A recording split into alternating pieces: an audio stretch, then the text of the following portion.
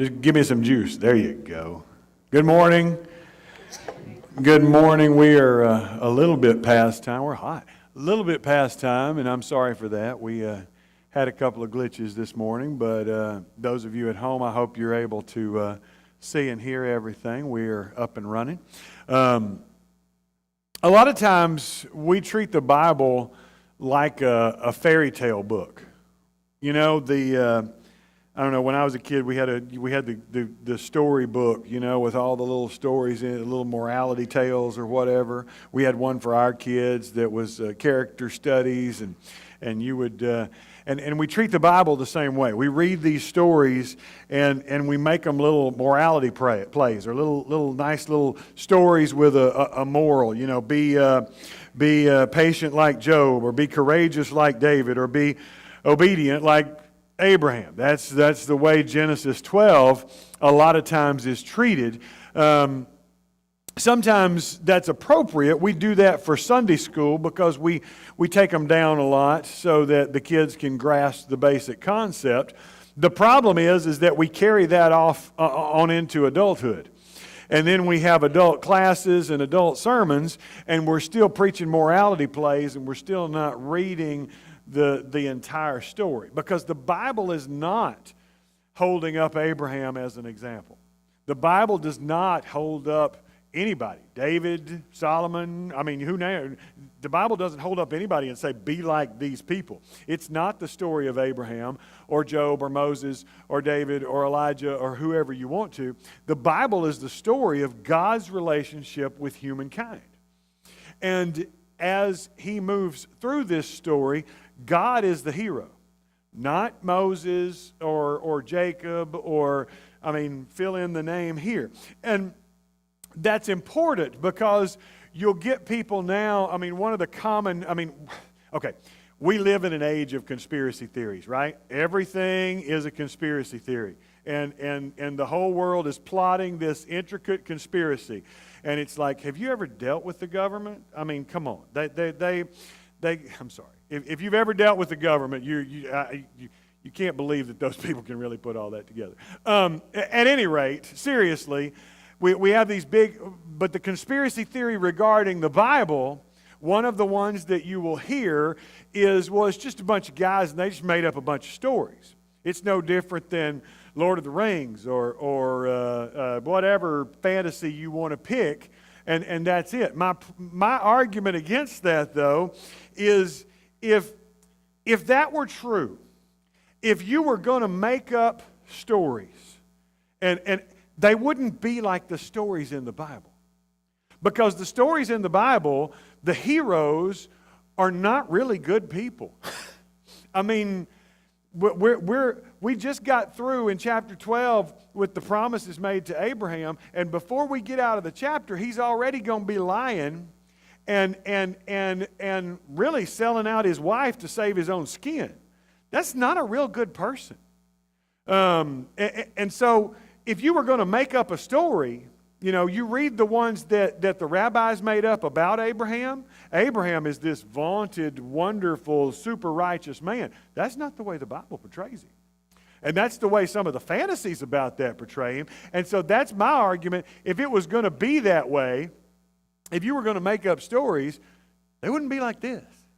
They wouldn't be where your heroes are so frail. If you have your Bible, Genesis 12, we're going to read verses 10 through 20. The first few verses we read, Abraham was chosen, God made him some promises and asked him to go. And Abraham went.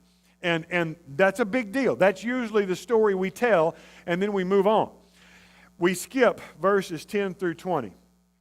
Now there was a famine in the land, verse 10. So Abram went down to Egypt to sojourn there, for the famine was severe in the land. When he was about to enter Egypt, he said to Sarai his wife, I know that you're a woman beautiful in appearance, and when the Egyptians see you, they will say, this is his wife. Then they will kill me, but they will let you live. Say you are my sister, that it may go well with me because of you, and that my life may be spared for your sake. When Abram entered Egypt, the Egyptians saw that the woman was very beautiful, and when the princes of Pharaoh saw her, they praised her to Pharaoh. And the woman was taken into Pharaoh's house, and for her sake he dealt well with Abram. And he had sheep, oxen, male donkeys, male servants, female donkeys, and camels. But the Lord afflicted Pharaoh and his house with great plagues because of Sarah, Abram's wife. So Pharaoh called Abram and said, "What is this you've done to me? Why did you not tell me that she was your wife? Why did you say she's my sister so that I took her for my wife? Now then, here's your wife. Take her and go." And Pharaoh gave men orders concerning him, and they sent him away with his wife and all that he had. So lest we get the wrong impression about Abram from his initial obedience, this Genesis 12:10 through 20 shows that he is human. Very, very human. Even in his redeemed state, even though he has a relationship with God, he is still human.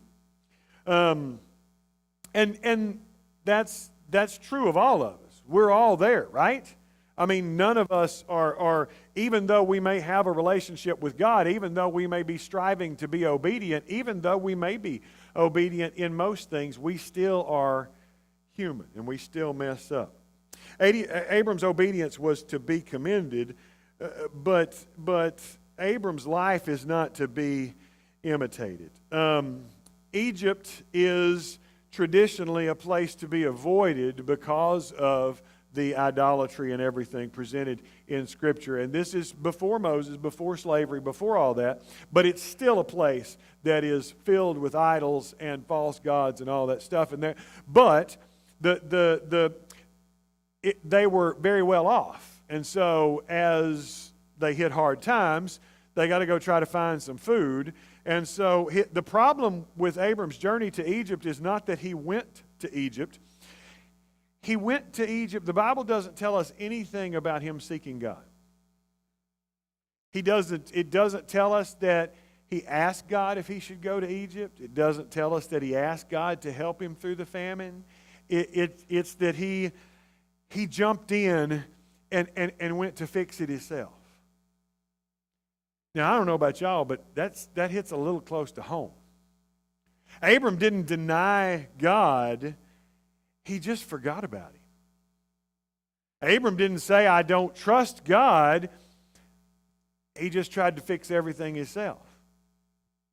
So my first question this morning is, what are ways that we, instead of denying God, merely forget about Him? How do we do the same thing? Because we do. We may not want to admit it, but we do. What are some ways that we, rather than denying God, simply forget God? I'll start, okay? We had a meeting this week with the guy that is our retirement advisor and whatnot, because I've met too many preachers that get to the end of their life and don't have anything because we're not rolling in the, well, most of us, there's a few, but we won't go there. Most of us aren't making a whole lot, so I'm trying to take care of that and not be there. But we met with him. We were making all these plans. We got home, and, the preacher had his very wise and godly wife say, "We haven't really asked God about this." And so you go, yeah, that should have been my job. But I am also wise enough to listen to good counsel, and she was absolutely right. And so we needed to seek God before we jumped in and made decisions. And so that was one of those things. When I was studying this, that jumped out at me because I was doing the same thing that I'm talking about Abram doing. Instead of, I didn't deny God, I was trying to handle everything myself. And I'll tell you all the time, Jeff's plans are not really good. I want to be in God's plans. And so, somebody else, how do we, I aired my dirty laundry first, it's your turn. How do we, instead of denying God, merely forget about Him? Anybody? Norma. Ooh. Norma says we just start missing a service here and there. Pretty soon it becomes a habit, and then we're not here at all. Church just becomes something and that was really hard because 2020 we didn't have a choice, and some of us, There's something to be said for sitting at home with my cup of coffee and my pajamas doing church. I mean, there's some people that are digging that. I'm not judging anybody. I'm saying I can see the allure of that. But as we've talked about before, you can't do church by yourself. By nature of the definition of the word, it's assembly. You can't assemble by yourself, or even just with your family unit. It's still not the same as being a part of a church. All right, something else. Anybody? Nobody? We get focused on work. Unpack that a little bit, Steve.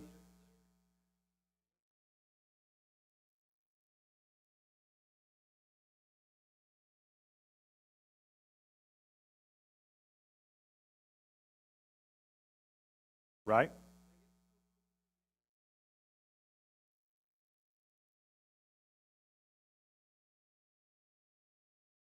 Absolutely. We get so focused on work that we forget the spiritual part of it. And that's even church work, even things that are, it's not necessarily only bad things, even church work. I had to adopt a practice where, I like to be out here and talk to everybody, and then I'm running all these things and talking to these folks back here and this and that, and, putting out fires here and there. But I have to go to my office and pray before worship, because I'm supposed to be handling the Word of God, and God's really put on my heart. That's a huge responsibility, and I think He's made real clear that He's going to judge us pretty harshly when we do that. Pretty strictly, maybe, is better than harshly.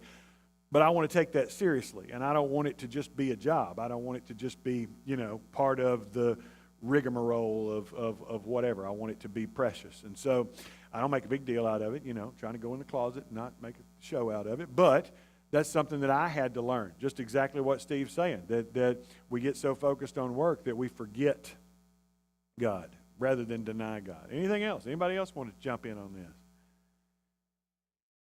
Say it again.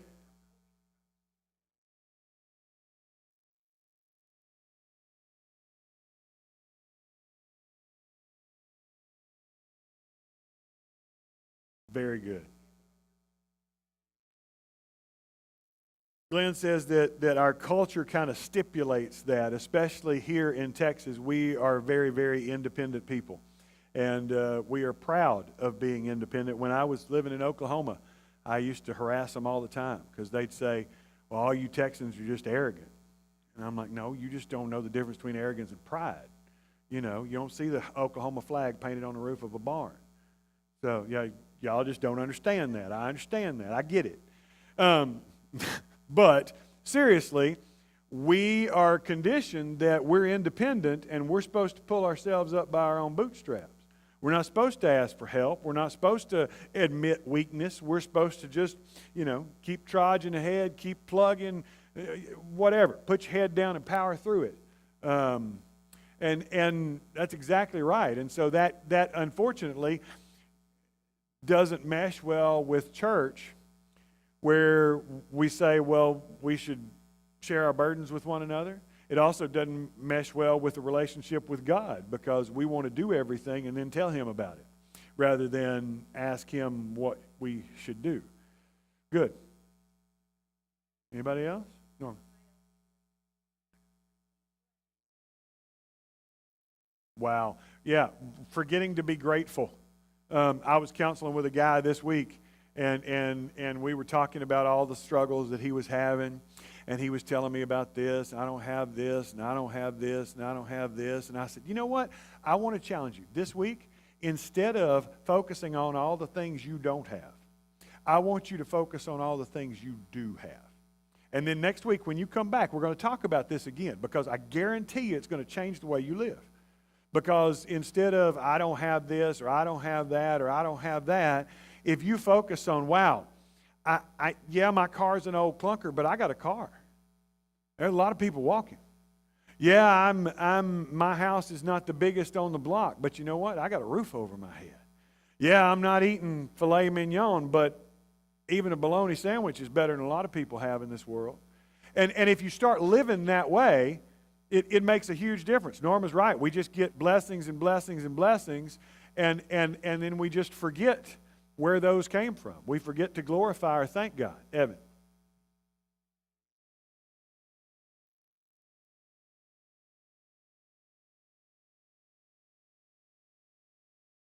Mm-hmm.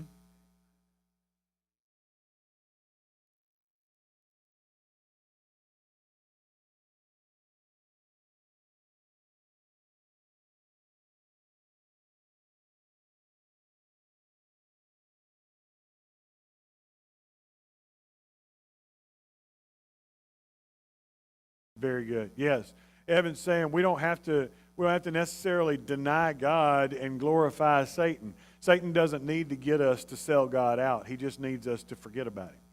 Is that fair? And so it's not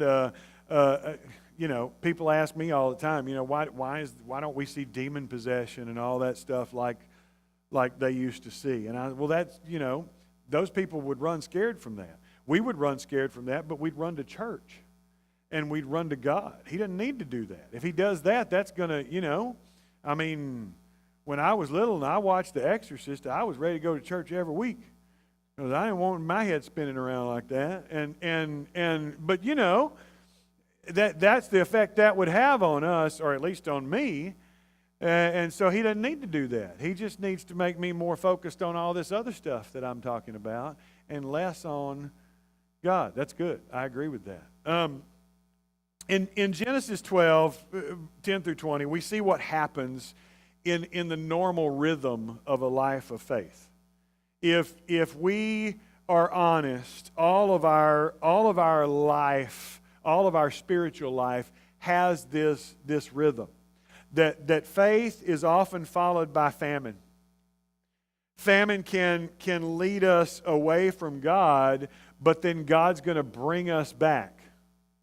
And if you think about it, that is part of the rhythm of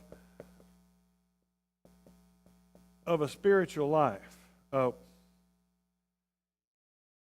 if I could write, faith is often followed by famine. Let me tell you what I mean by that. Faith is often followed by famine. Let's talk about that together. Think about what that means. If you could think of an example of this, like in your own life or the life of someone you know, how famine follows faith. The illustration that came to my mind first was when both myself when I was younger and as a youth minister, the kids in camp. All right, they spend a week at camp. And they're really focused on God, and they're really focused on the Bible, and they're really focused in worship, and they really have this mountaintop experience. And they come back, and it's like Moses coming down from the mountain. They're just almost glowing. They're so full of the Spirit, and they're just so excited. And generally what happens is they come back, and they hit a valley, right, Evan?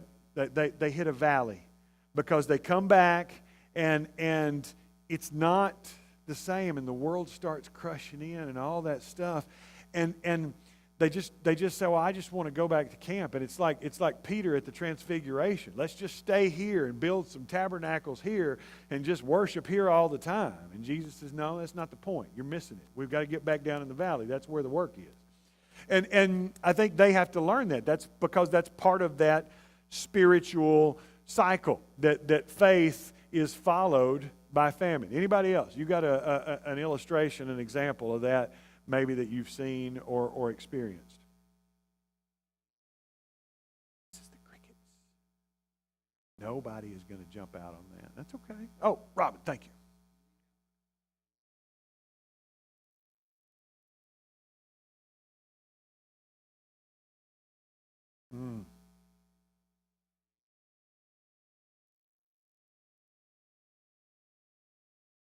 Very good. Robin says when we experience hard times or rough times, a lot of times that brings us to our knees and we really seek God. And I can totally agree with that, because I can remember times in my life when I've been face down on the ground just begging God for something. But then when things are going good, I kind of like to take credit for that. And I kind of get to just chugging along and enjoying life and feeling good about myself, and here I go, and I'm forgetting that's where it came from. Anybody else? I don't want to step on anybody, but we'll keep moving. Yes, Tim.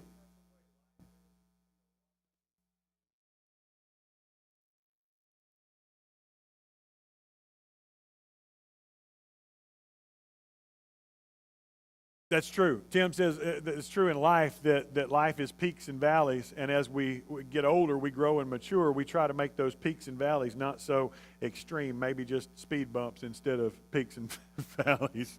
But that's true, and that's what we're trying to get, because we know it's going to come, because we've lived long enough to not be naive enough to think that we're always going to be on the peak. However, maybe we can... No, that's good. That's good. And so even though that's a normal rhythm of life, I'm still putting the onus, the responsibility on me, and I'm still saying I'm gonna make this a little bit smoother rather than seeking God. Abram followed his call. He leaves his family, his home, his heritage, and his father's house, and he's going to the land that God's going to show him. But then verse 10, now there was famine in the land. And we would think that Abram's obedience would be rewarded, right? That's the prevailing Christian culture of our day. That if you are obedient and faithful, God's going to bless you. If you listen to Christian radio, if you watch Christian movies or a lot of TV preachers, that's what you're going to see. That if you're just faithful enough, that God's going to just bless you. And I don't disagree with that in theory, but I don't think that it's always financial or physical. Does that make sense? It's very arrogant for me to think that because I have a house and a car, that I'm somehow more faithful than some of those Christians in Korea that are getting shot for owning a Bible. I mean, it's a little bit different, and just because I have a house and a car does not make me more faithful than those people. And so I think there's a little bit more to it than just monetary stuff, but that's what we expect. He's obedient, he's faithful, he should be rewarded. But faith is not about what we deserve, right? It's about trusting God, and God's not a vending machine or a slot machine, that we just pull the lever and take the winnings. It doesn't work like that. And so this biblical picture of faith followed by famine is very different than traditional 21st century American Christianity. But Abram had true faith. That's not the question. We're not questioning his faith. We don't question that he believed. But he was also human, and he fails. He fails to trust God. Psalm 62: "Trust in Him at all times, O people." But we got to give Abram a little bit of credit because he's early in his relationship with God, right? He's been given these promises, and he's encountered this divine presence. But it's early in the relationship, and so, he doesn't know the rhythms and everything yet. And so he goes on, and he's not being abnormal. Abram is not a model of how to handle the anomalies of life. He's not something that is put up by the Bible for us to emulate. God's way of working with us is to give us famines in the midst of our faith. You'll hear me say this a lot because I try to instill this, especially in our younger people. A lot of us in here are older this morning, so you get this because, but a lot of the younger ones don't. And I try to teach them that God's most of the great works of God begin in the wilderness. You think about that. Whether it's Moses, Abraham, the children of Israel, David has to go in the wilderness before he becomes king. Elijah has to go in the wilderness. Jesus himself goes in the wilderness to be tempted. The wilderness is a sacred place. And so when you're in a place in your life where you're struggling, where you're like, I just feel like I'm in a, as David said, a dry and weary land where there's no water. When I feel like I'm in this wilderness, that's God. I think a lot of times not God put you there. I'm not saying that God causes bad things to happen to you. So don't hear that. I am saying God works through those situations, because when we are in the famine, God is creating an opportunity for us to seek Him, for us to trust Him, for us to focus on Him. That's why James says in James 1, verse 2 through 4, "Count it all joy, my brothers, when you meet trials of various kinds. For you know that the testing of your faith produces steadfastness. And let steadfastness have its full effect, that you may be perfect and complete, lacking in nothing." Peter's going to say in 1 Peter 4:12, "Do not be surprised at the fiery trial when it comes upon you to test you as though something strange were happening to you." Proverbs 17:3, "The crucible is for silver and the furnace is for gold, and the Lord tests hearts." Now, we're 21st century Americans, and so we think of tests as being like scantrons, that try to determine how much I know. God knows what my faith is. He doesn't need to determine that. He's not trying to see if I'll be faithful. He's trying to help me see if I'll be faithful. He's God. He knows what's going to happen. He already knows the outcome. He doesn't need to have a test to determine whether Jeff's going to. But Jeff needs that test. Because the biblical term for testing is like annealing.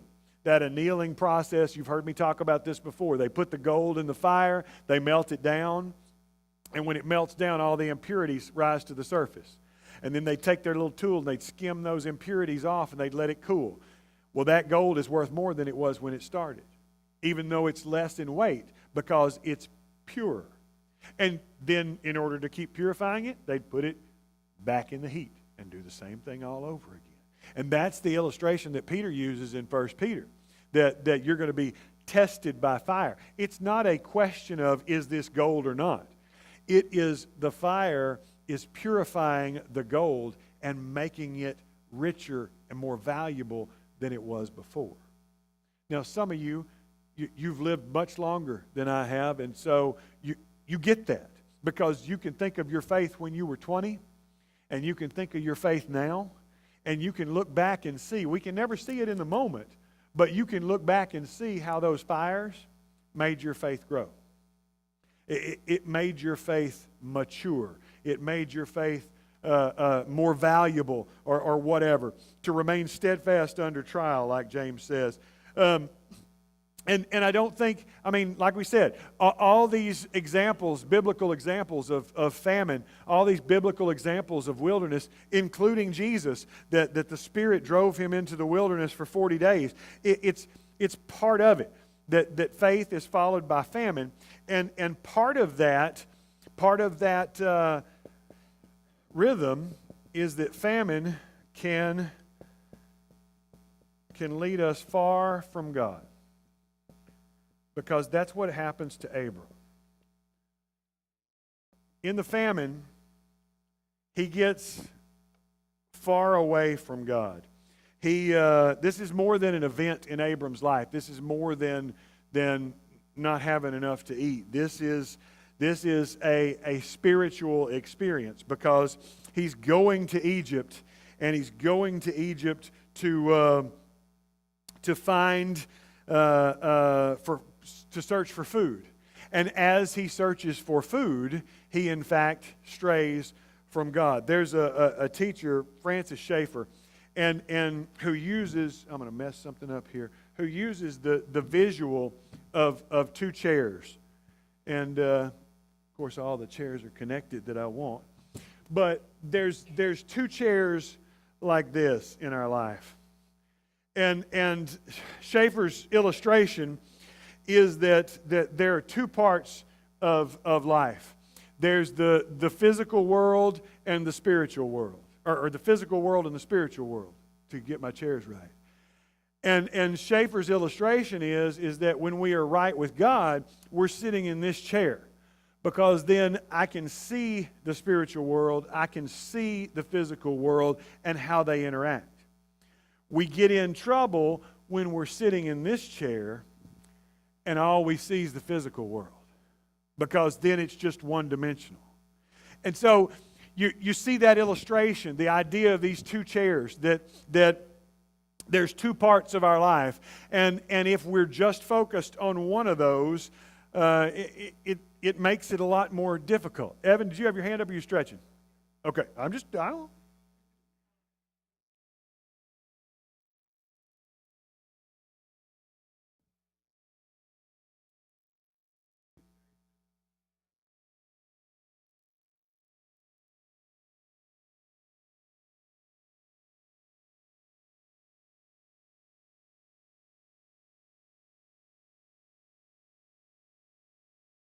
Very good.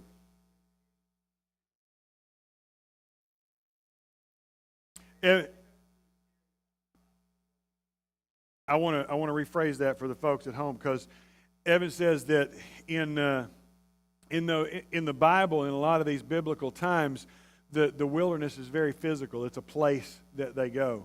However, today, for a lot of us, the wilderness is much more metaphorical. It's much more, and it's easy for us to be going to church and going through the motions and be in a wilderness. And I think that's borne out in a lot of examples. You've seen one of the things that's big in spiritual, in preacher circles right now, is that there were a number over the past few years of fairly visible pastors and preachers who committed suicide. And it's very, we're all cautioning one another, because, I'm not complaining. I'm blessed with a great eldership and great people, so this is not me. But a lot of places, the preacher is a very lonely position, because you're not allowed to be human. You're not allowed to say, I'm struggling. You're not allowed to say, I need help, because you're supposed to be above all that. And so what they end up doing is keeping it all to themselves until it becomes overwhelming. And one of the things that I try to teach young pastors, ministers, whatever, is that you've got to have somebody to talk to. You've got to have somebody to share this with, more than just your spouse, because it's not their responsibility to bear all that. A lot of times they didn't sign up for this gig. And so, but I think that's true of us individually. I think all of us can think of times in our life where we came to church and we went through the motions and we did everything we were supposed to do, but inside we were hurting. Fair?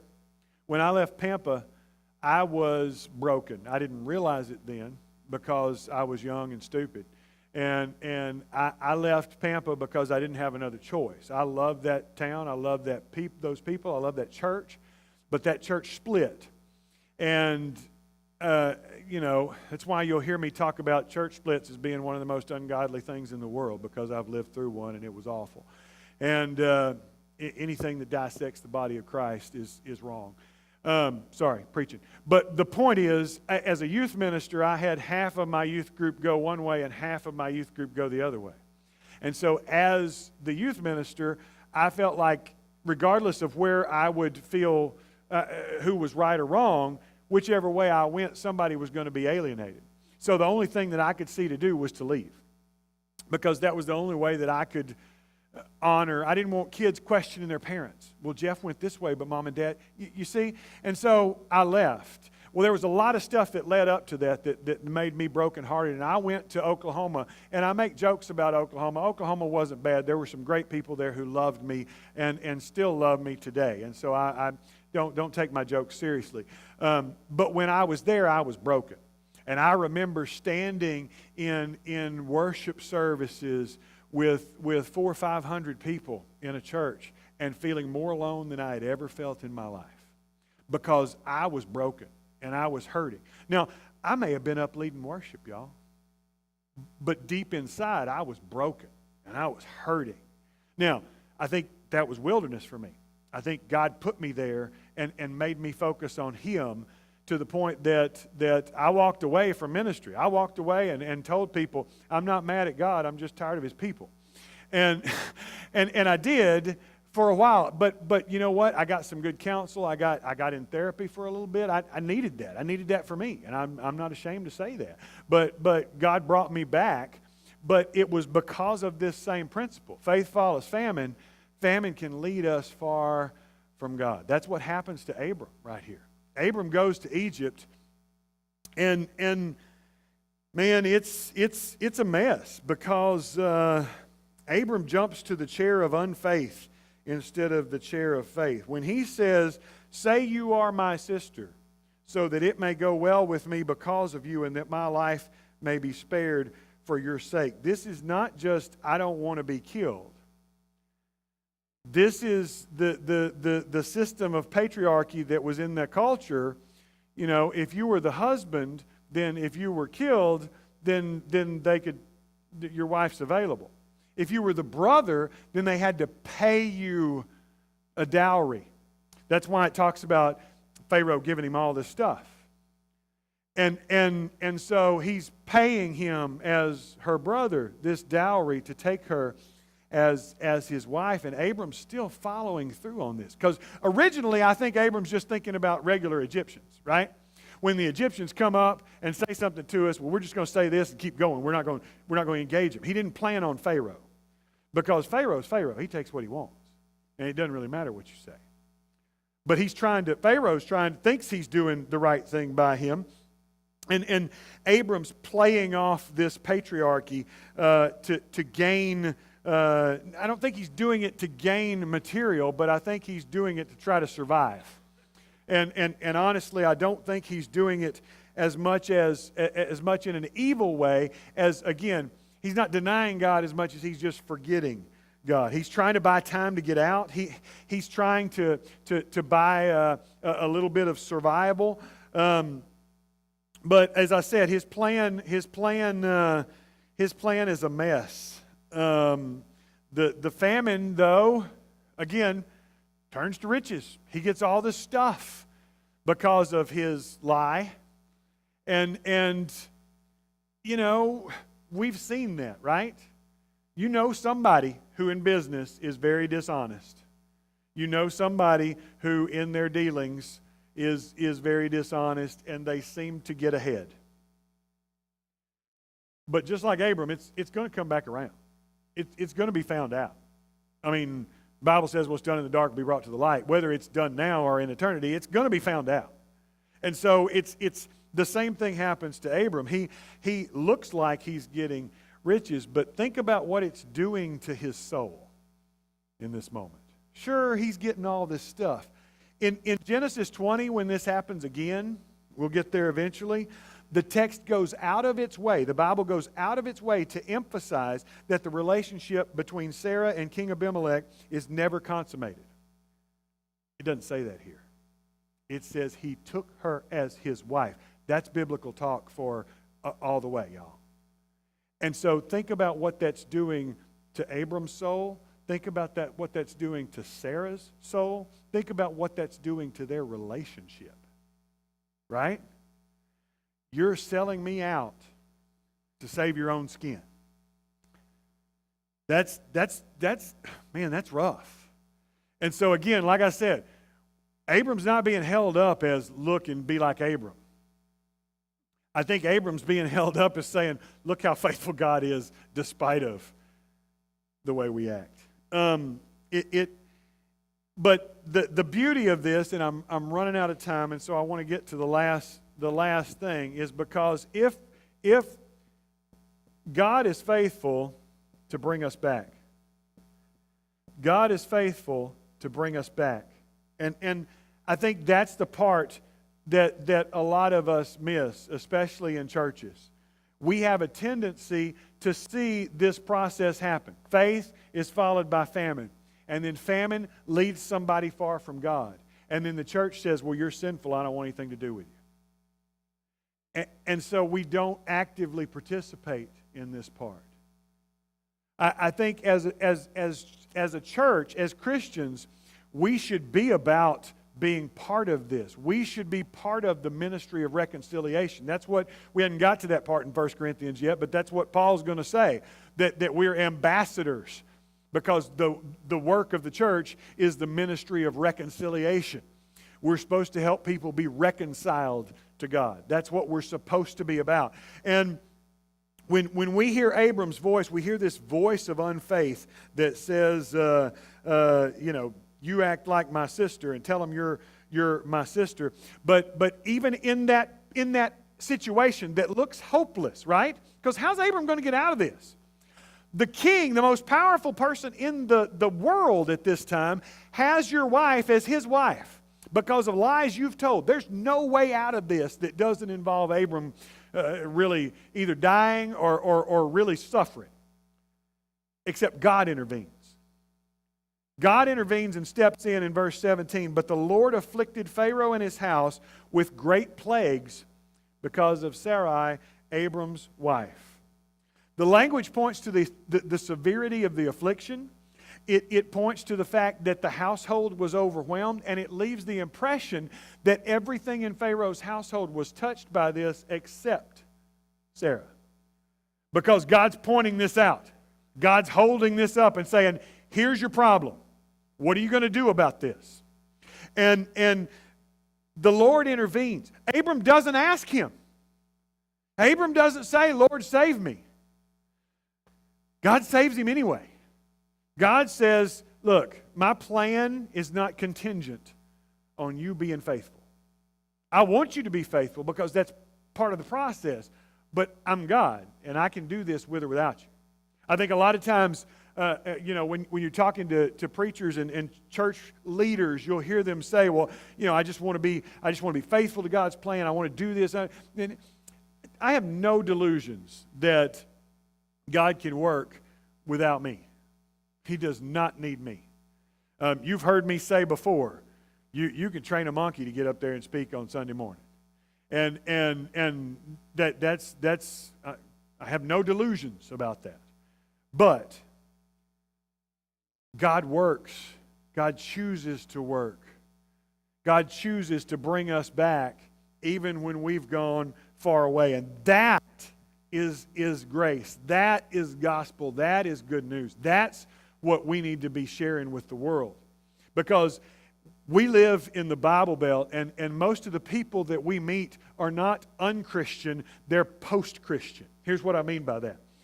That they grew up with some kind of relationship with spirituality. Most of the people that you and I meet, now Todd's different because he's got a different generation, but most of the people that you and I come into contact with have some connection of some kind. They grew up with a family, or they had a relationship with the church, or they have family members that have a relationship with church, and somehow the church hurt them, or church people hurt them, or for whatever. You'll get a lot of people, they're not unchristian, they're just post-Christian. And a lot of times they're in that same place that I just talked about. I'm not totally mad at God, but I'm tired of His people. It's our job to talk about reconciliation.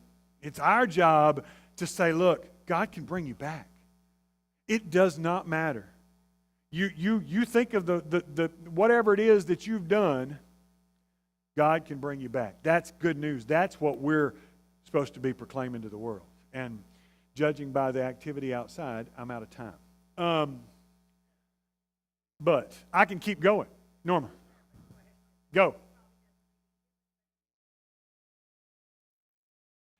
And I don't know. It doesn't tell us.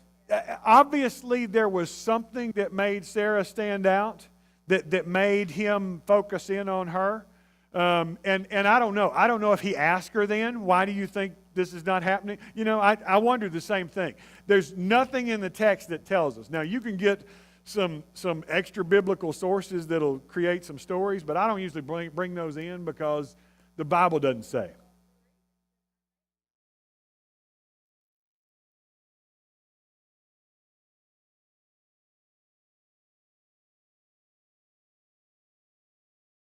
Yeah, and it could have been. If it was, hey, God did this because of this, but Pharaoh's just like, get this out of here. I don't. What's wrong with you people? I don't want you in my house anymore. And so, but yes, it could have been an opportunity. It could have been God opening the door for Pharaoh? And that's a very good point. We don't know. There's a lot of ifs and ands and conjecture that we can do here, but the truth is, the Bible doesn't tell us everything, and it tells us what we need to know, but I'm with you. I have those kind of questions too, and we don't have a clear answer on that. All right, we got to wrap up, y'all, because I'm way over time, and these folks are looking at me with angry eyes, and so you're sitting in their seat. You got about 10 minutes, and then we'll be back in here for worship. Thank you for your participation this morning. It was good.